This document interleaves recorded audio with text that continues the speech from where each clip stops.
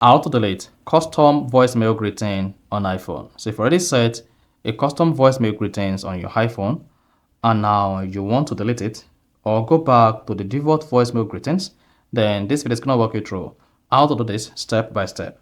So if at the end of this you found this offer informative, please don't forget to like and then subscribe. Now the first thing to do is go ahead and open the phone app on your phone. Then make sure you just click on voicemail at the bottom right here. Once you selected voicemail, go ahead and click on greetings at the top right. So once you click on that, this is going to take you to where you have access to your voicemail greetings.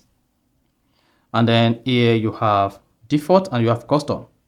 Now, to change from default to custom, just select default or custom.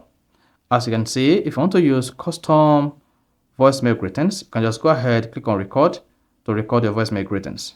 To record your voicemail greeting or switch back to default. So you cannot actually delete your custom voicemail greeting. You can just go ahead, change from custom to default or choose custom and then record another voicemail greeting.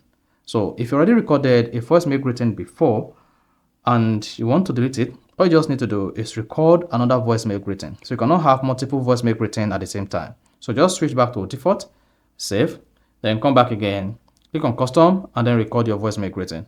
And then you're good to go. So that is basically how to change or delete voicemail greetings on iPhone. So if you found this offer informative, please don't forget to like and then subscribe.